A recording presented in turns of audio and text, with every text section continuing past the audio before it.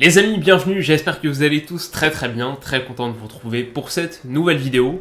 Alors pour parler de la Coupe d'Afrique des Nations, ça démarre dimanche avec un match Cameroun-Burkina Faso à 18h. C'est le début de cette CAN 2022, elle s'appelle, encore pour des raisons de sponsoring, elle s'appelle CAN 2021, c'est exactement la même histoire qu'avec l'Euro 2020/2021, c'est une CAN qui devait initialement se tenir il y a pile un an, exactement sur les mêmes dates aussi, du 9 janvier au 6 février, comme ce sera le cas aujourd'hui en 2022. C'est aussi une CAN qui fait penser à l'Euro dans le sens où c'est exactement le même format de compétition. On a 6 groupes de 4 équipes. Les 2 premiers de chaque groupe accèdent aux 8e de finale en compagnie des 4 meilleurs 3e aussi. Donc beaucoup de monde accède au prochain tour, aux 8e de finale et puis ensuite quart, demi-finale. Ça c'est assez classique. Donc voilà en gros pour le format de cette Coupe d'Afrique des Nations. Mais je me disais que pour la lancer, pour dire 2-3 mots dessus, pour définir un petit peu l'ambiance et pour donner quelques billes aussi à ceux qui n'ont pas trop suivi les sélections africaines jusqu'ici, je me disais que ce serait pas mal de diviser en 3 catégories mes favoris. En tout cas, les favoris pour la compétition, les faire entrer en gros en 3 grandes cases. La première, c'est celle des doutes, c'est un peu en dessous des outsiders, les outsiders des outsiders, où il y a plusieurs sélections. D'abord le Nigeria. En gros, j'ai mis Nigeria parce que c'est une sélection qui est très instable en ce moment. Le sélectionneur un peu historique, très connu, Gernot Rohr, vient d'être licencié il y a quelques semaines à peine et a été remplacé donc à quelques jours du début de la compétition. Ça a fait beaucoup de bruit. Il leur manque aussi plusieurs de leurs grandes stars. Donc Victor Osimhen ne sera pas là, Emmanuel Dennis non plus. Donc ça fait beaucoup. Il y a encore quelques très bons joueurs. Quand on regarde Wilfred Ndidi par exemple, évidemment. De Leicester aussi, Kelechi Iheanacho. Moses Simon, que j'aime beaucoup, dont j'avais parlé dans ma vidéo des joueurs sous-cotés de Ligue 1. Mais sans Dennis, sans Osimhen, avec ce changement d'entraîneur de dernier moment, sans joueur référent en défense non plus, je n'y vois pas une défense très solide et je vois pas vraiment de pilier de cette défense, sans succès contre une vraie grosse équipe africaine depuis 2019 aussi, donc pas une dynamique récente positive, je les vois pas aller super loin, donc je les mettrai en dessous de mes outsiders, dans cette première catégorie, quoi, de force 1. Ensuite, pareil dans la même catégorie, je mettrai l'Égypte. Alors pour moi l'histoire de l'Égypte c'est qu'elle est un petit peu trop limitée. Bien sûr il y a Mohamed Salah qui est dans une forme indescriptible en ce moment, qui est peut-être le meilleur joueur de la planète en ce moment, en tout cas forcément dans la catégorie. Mais c'est un peu toujours la même chose avec l'Égypte. Dès qu'on regarde en dessous de Mohamed Salah, le joueur le plus coté sur lequel on tombe, c'est peut-être Trezeguet d'Aston Villa, ou alors historiquement, et peut-être même encore aujourd'hui, Mohamed El-Neni. Donc sous ce Mohamed Salah, sous ce pharaon qui éclipse absolument tous les autres contributeurs, je vois pas grand monde dans cette équipe. C'est pas l'équipe que je connais le mieux, mais je vois pas grand monde un énorme talent, un second, un lieutenant à Mohamed Salah, un adjoint, quelqu'un qui permettrait à cette équipe de grimper encore plus sur son niveau de performance. C'est une équipe qui est dure à battre pour sûr, qui est bien organisée sous la houlette de Carlos Queiroz, solide, mais face aux autres prétendants, je trouve tout simplement qu'elle manque un petit peu de ressources, manque un petit peu de munitions. Son arsenal est un peu trop réduit.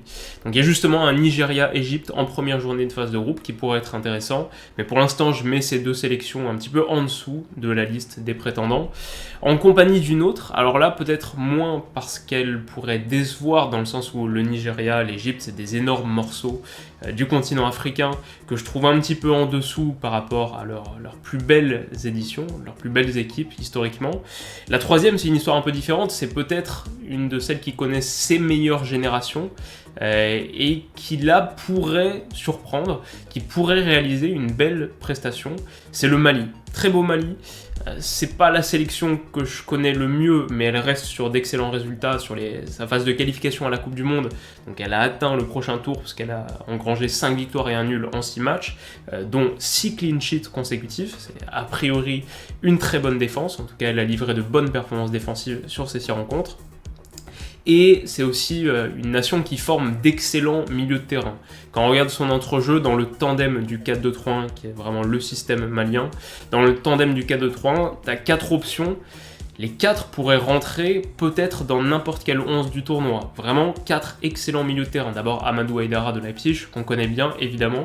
Ensuite la pépite Mohamed Kamara de Salzbourg, qu'à mon avis on verra très vite dans un grand club européen, qui est peut-être le futur Amadou Haïdara. Il y a aussi Diédé Samasekou, évidemment, et Yves Bissouma de Brighton, qui est peut-être le joueur majeur de Brighton cette saison, qui est un très bon Brighton, qui est 8ème de Premier League. Donc voilà, au Mali, on a peut-être le meilleur entrejeu de la compétition, en tout cas là où il y a le plus de choix pour constituer un milieu de terrain fourni. Le reste est ok ensuite, sans être fou. Oui, il y a Amari Traoré, c'est vrai, en latéral droit, Khalifa Koulibaly ou El Bilal Touré en pointe, 3 joueurs de Ligue 1 qu'on connaît bien. Moussa Djenepo sur l'aile gauche. C'est pas suffisant pour moi pour être un candidat majeur au titre, mais c'est une équipe à surveiller. Et peut-être que si je devais boucler très vite cette catégorie, je parlerais aussi du Ghana, le Ghana de Kamaldeen Soulemana et de Thomas Partey, ce sera intéressant. Et la Guinée de Naby Keita, Ilaïch Moriba, Mohamed Bayo aussi. Voilà, il y a des équipes intéressantes sur cette première partie de compétition, mais peut-être pas suffisant pour vraiment être des candidats avérés au titre. Alors justement, on y arrive. La deuxième partie, les équipes et les sélections de Force 2, mes outsiders. D'abord, je mettrai la Côte d'Ivoire, avec comme idée dominante autour de la Côte d'Ivoire que c'est une équipe forcément revancharde. Qu'on imagine animée d'un énorme sentiment de revanche, après avoir vu son rêve de Coupe du Monde brisé il y a quelques semaines à peine. C'est une équipe qui est extrêmement riche, une sélection extrêmement riche en talent, avec une attaque de feu d'abord, où tu peux mettre sur tes côtés Nicolas Pepe et Wilfried Zaha, qui soutiennent en pointe, bien sûr, Sébastien Haller, qui est sur des performances absolument extraordinaires en ce moment. Mais ils ont aussi en renfort sur le secteur offensif. Donc pour l'instant, on est sur Pepe, Zaha, Haller, pas mal. Mais ils ont aussi en renfort offensif des joueurs comme Jérémy Boga, Max-Alain Gradel, Maxwell Cornet. Au milieu de terrain, peut-être le joueur majeur de ce 11 dont on n'a pas encore parlé, Franck Kessié, qui est un tank absolu et un super joueur de foot dans la forme de sa vie.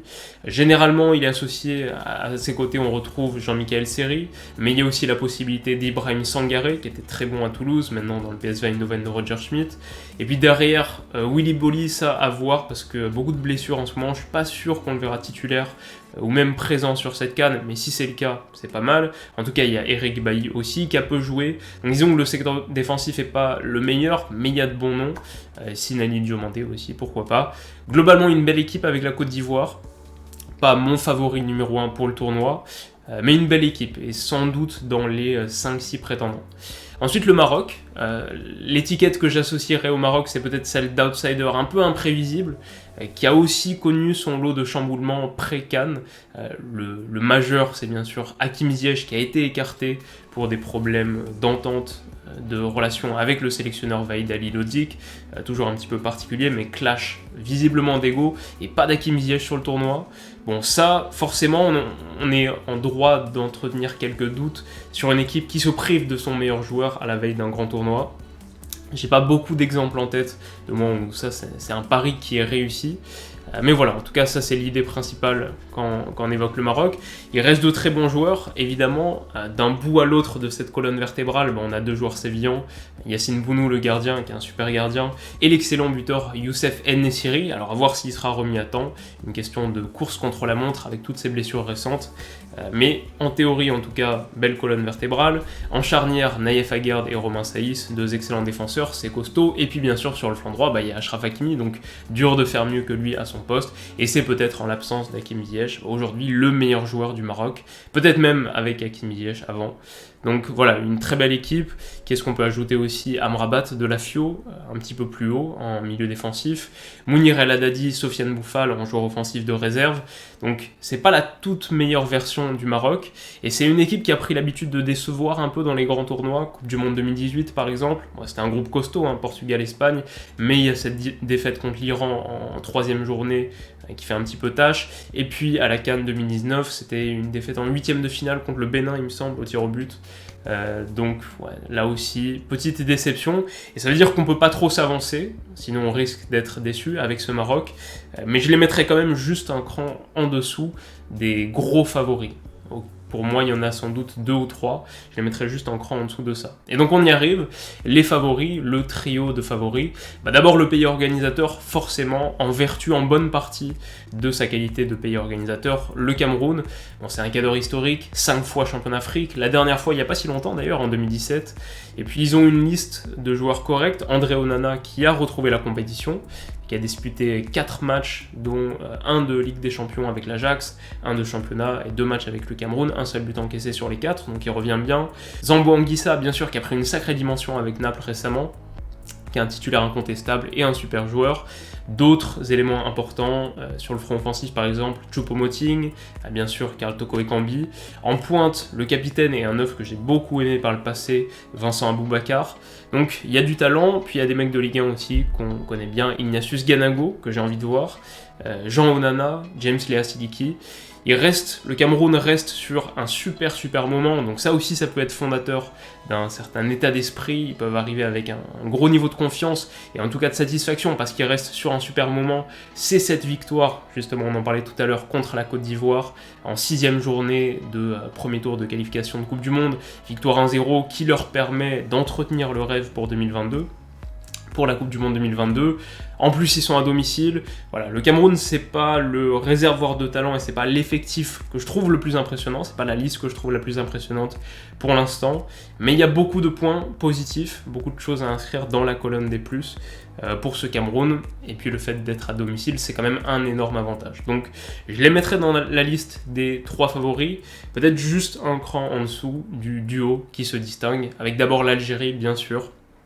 Cette Algérie championne d'Afrique en titre, championne en 2019. Qu'est-ce que ça veut dire? Ça veut dire l'expérience des tours avancés et forcément une grande confiance en ses capacités. Ça, c'est un peu inestimable comme caractéristique. Ils restent sur 33 matchs consécutifs sans défaite aussi, ça aide. Disons qu'ils sont le rouleau compresseur africain et ils ont remporté en plus, il y a quelques semaines, l'Arab Cup, la FIFA Arab Cup.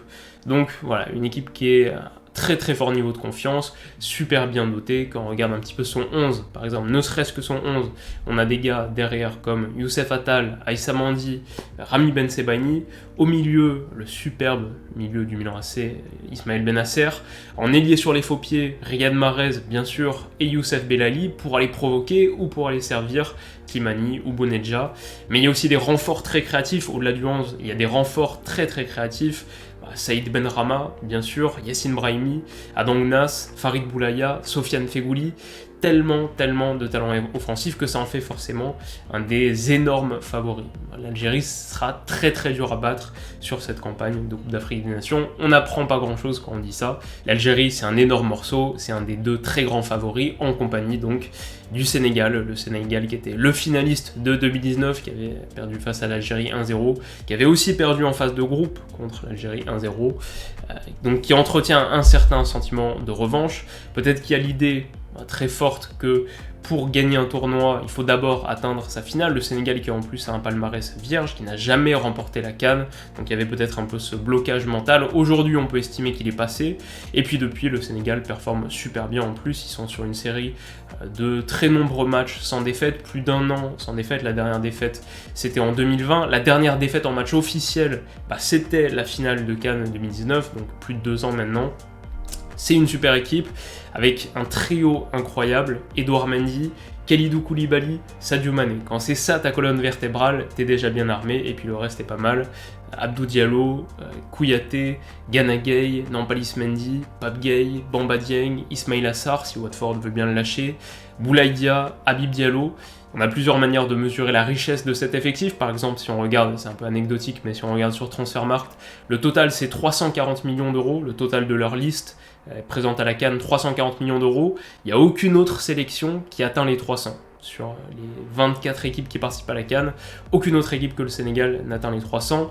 Si on regarde aussi les clubs dont proviennent leurs joueurs, on a Liverpool, Chelsea, le PSG, le Bayern, l'AC Milan, Naples, mais aussi Villarreal, Leicester, l'OM, Rennes. Voilà, le gratin européen est convié à la table de la Coupe d'Afrique des Nations et en bonne partie via le Sénégal qui est un effectif super riche, une très belle équipe. Donc mon prono par rapport à tout ça, mon prono sur cette CAN avant qu'elle démarre d'ici quelques jours, en 2019 j'avais fait du Sénégal mon favori, je pense que ce sera la même chose aujourd'hui, je pense que je mettrai le Sénégal favori.